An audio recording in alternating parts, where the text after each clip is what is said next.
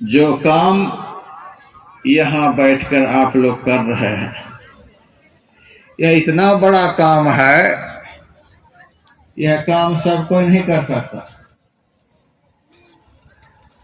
प्रधानमंत्री हैं, राष्ट्रपति हैं, मुख्यमंत्री हैं और भी बड़े बड़े ऑफिसर्स हैं, वे यहाँ आकर बैठ नहीं सकते। यदि बैठ भी जाएंगे तो 2 मिनट के बाद हाथ जोड़ेंगे, महाराज हमें वहाँ मीटिंग में जाना है, हमें वहाँ मीटिंग में जाना है, हमें फुर्सत नहीं है, हमें यहाँ तो हमें वहाँ। यहाँ सब नहीं बैठ सकता। जिनके ऊपर ईश्वर की कृपा होती है वही यहाँ बैठ सकता है। यहाँ कौन बैठते थे? राम को मनुष्य कौन कह सकता? राम परमात्मा है, राम ब्रह्म परमार्थ रूपा, राम ब्रह्म है।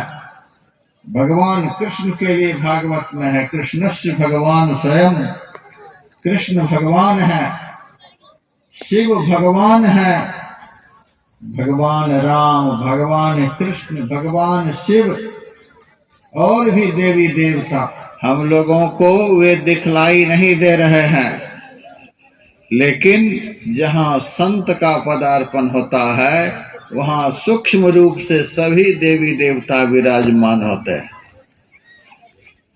यह ऐसा काम है कि इस काम को भगवान भी करते हैं। भगवान से बड़ा कोई नहीं हो सकता। जिस काम को भगवान करे उस काम से बड़ा दुनिया में कौन सा काम हो सकता है?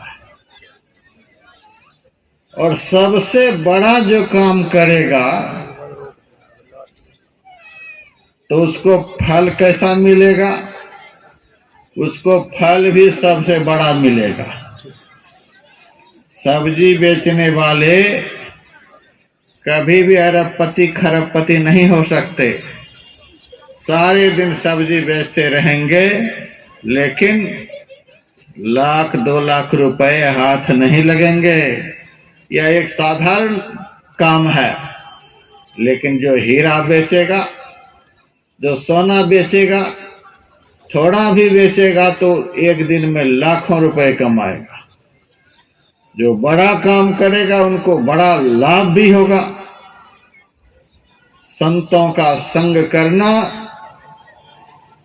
दुनिया का सबसे बड़ा काम है। इसीलिए इस काम को करने वाले को सबसे बड़ा लाभ भी प्राप्त होता है। इससे बड़ा लाभ दुनिया में और किसी को नहीं प्राप्त हो सकता। संत के बताए रास्ते पर चलेंगे, संत जो कहेंगे वह हम करेंगे।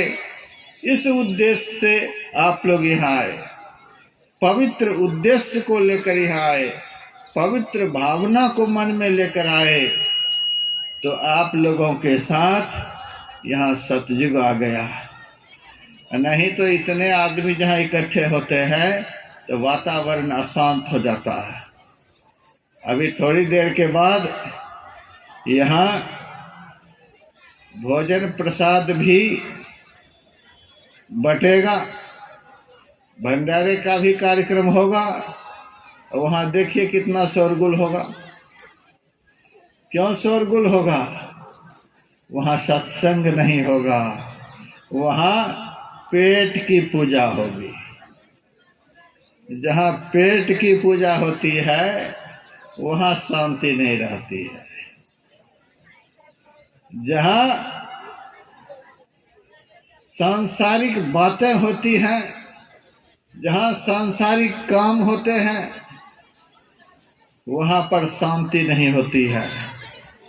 और जहाँ भजन होता है, जहाँ सत्संग होता है, जहाँ संतों का वचन सुनने को मिलता है, वहाँ का वातावरण शांत हो जाता है, वहाँ का वातावरण सुखमय बन जाता है। तो सत्संग में जाने मात्र से सतयुग में निवास करने का पुण्य प्राप्त होता है।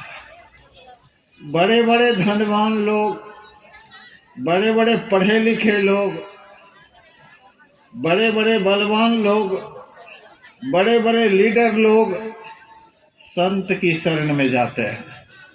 संत के पास में क्या है? दिखाने के लिए तो कुछ भी नहीं है, शरीर मात्र संत के पास होता है। और फिर भी संसार के लोग संत की शरण में जाते हैं, और संत इतना भी कह देते हैं, जाओ तुम्हारा मंगल होगा, तुम्हारा कल्याण होगा। एक वचन मुंह से निकलता है और आदमी का कल्याण होता है, आदमी का जीवन सुखमय हो जाता है, पुत्रहीन पुत्रवान हो जाता है, धनहीन धनवान बन जाता है, ज्ञानहीन ज्ञानवान बन जाता है। संत की वाणी में यह ताकत कहाँ से आई? संत ने कौन ऐसा काम किया जो उनके मुंह से वचन निकलता है और वह वचन सत्य हो जाता है? कौन काम संतों ने किया है? सच्चा संत जो होते हैं वे ज़्यादा काम नहीं करते, वे बस एक ही काम करते हैं। और वह कौन सा काम? वह काम है संत भगवान का भजन करते हैं। और भगवान के भजन करने से यह ताकत संत में आ जाती है कि उनके मुंह से जो वचन निकलता है वह वचन सिद्ध हो जाता है, वह वचन सत्य हो जाता है। संत बुद्धि की जड़ता को हरण कर लेते हैं, बुद्धि को निर्मल और पवित्र बना देते हैं। आज देखिए,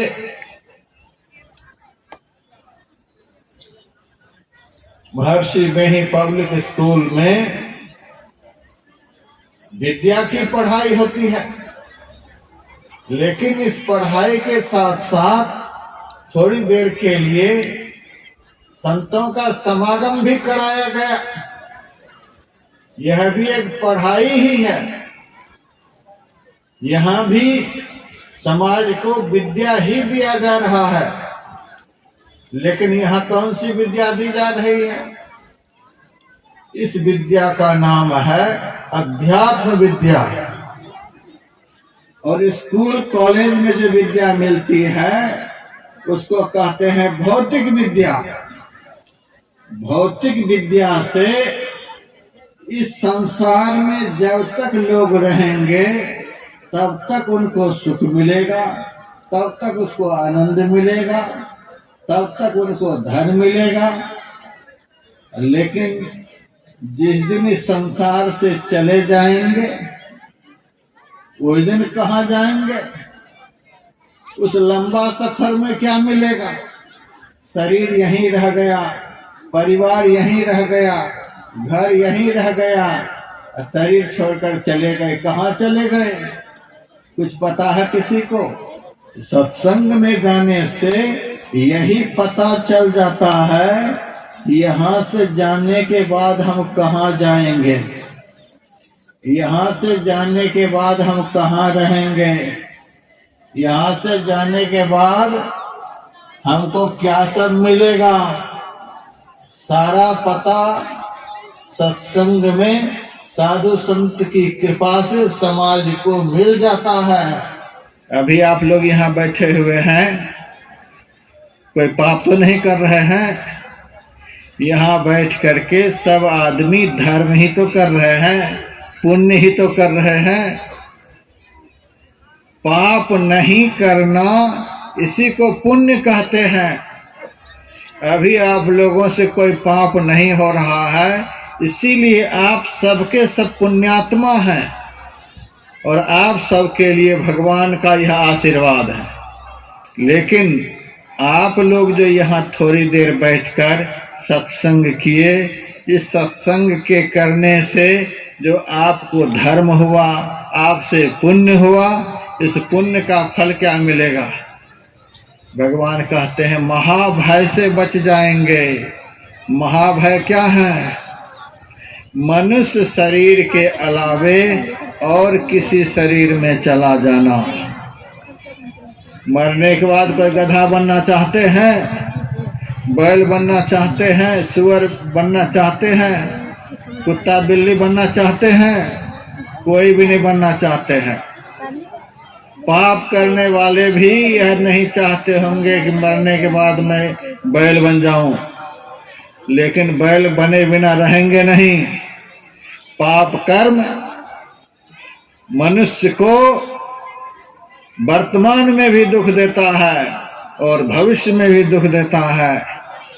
मनुष्य शरीर आपके हाथ से चला जाएगा, 84 लाख योनियों में भटकने लग जाएंगे, लेकिन भगवान का यह अमोघ वचन है, जो संत का संग करेगा मरने के बाद विशाल स्वर्ग सुख को भोगेगा। और जब उसका धरती पर जन्म होगा तो पवित्र कुल में जन्म होगा, धनवान घर में उनका जन्म होगा, योगी कुल में जन्म होगा, और एक दिन वह परम शांति परम मुक्ति को प्राप्त करेगा। जिनके माध्यम से यह सिद्ध संत के नाम से जो चल रहा स्कूल है, संचालित हो रहा है, बहुत बहुत शुभकामना करता हूँ, मंगल कामना करता हूँ। और फिर कभी ईश्वर परमात्मा की दया होगी तो फिर आकर के सुनाऊंगा। हमारे भरद्वाज जी कह रहे थे कि 14 साल के बाद यह वनवास काल पूरा हुआ है। 14 साल के बाद अवश्य ही 14 साल के बाद मेरा यहाँ आना हुआ, लेकिन आप लोगों की श्रद्धा, आप लोगों का प्रेम, आप लोगों की भक्ति, आप लोगों के अंदर की सेवा, वह प्रतिदिन हमारे दिल में स्मरित होता रहता था। तो मैं दिन रात आपका स्मरण जरूर करता था। असंध वासियों का प्रेम भाव, भक्ति, श्रद्धा का स्मरण तो रोज होता ही था, और वही स्मरण, वही भाव आज प्रत्यक्ष रूप में भी हमको यहाँ ला करके खड़ा कर दिया। तो साधु संत महात्मा शरीर से भले ही एक जगह से दूसरी जगह चले जाते हैं, लेकिन उनकी पवित्र चेतना जो होती है वह समाज के बीच में समाज को मार्गदर्शन करती ही रहती है। संत और भगवंत जो होते हैं वे जिनको अपना लेते हैं तो 100 कल्प भी बीत जाए उनको छोड़ते नहीं हैं। घर के लोग, परिवार के लोग, समाज के लोग कुछ देर के लिए साथ में दिखलाई पड़ते हैं, कुछ महीनों के लिए, कुछ वर्ष के लिए साथ में दिखलाई देते हैं, लेकिन एक दिन उनका साथ छूट जाता है। लेकिन संत भगवंत जिनको अपना लेते हैं, तो संत भगवंत का साथ अविनाशी होता है, वह साथ कभी छूटता नहीं है। 2 बातें आपसे कहना चाहता हूं। एक तो हमारा फर्ज बनता है कि हमारे घर आए संत का हम स्वागत करें, उनका धन्यवाद करें। इस उपलक्ष्य में मैं संत मत समिति के जो तमाम सदस्य हैं उनका आमंत्रित करूंगा। सुमेर सैनी जी, वीरेंद्र चंदवानी जी, रामपाल गोयल जी, श्री कृष्ण गोयल जी, सुरेश गोयल जी, महावीर राज मिल से, रमेश जी, जय कुमार जी, पंकज गौतम करनाल से आए हैं। आप सब आए और एक चादर, वैसे तो हम कौन हैं संतों को जो न देने वाले, लेकिन अपने श्रद्धा सुमन के तौर पे जो ना हम एक चादर जो ना उड़ा करके इनका सम्मान करें। वहां पे प्रसाद का आयोजन है, तो और लेकर के कोई भी बिना लिए ना जाए। समय लगेगा, कोई बात नहीं। कुछ गांव से जो ना जैसे कुछ सज्जन आए हुए हैं या महिलाएं हैं, उनको जो गाड़ियों से आए हैं, गाड़ी आप सबको लेके ही जाएगी, किसी को छोड़ के नहीं जाएगी। इसी प्रकार से सभी जो शहर से आए हुए हैं, अपने व्हीकल से आए हुए हैं, उनसे मेरा नम्र निवेदन है कि बिना प्रसाद लिए ना जाए प्लीज।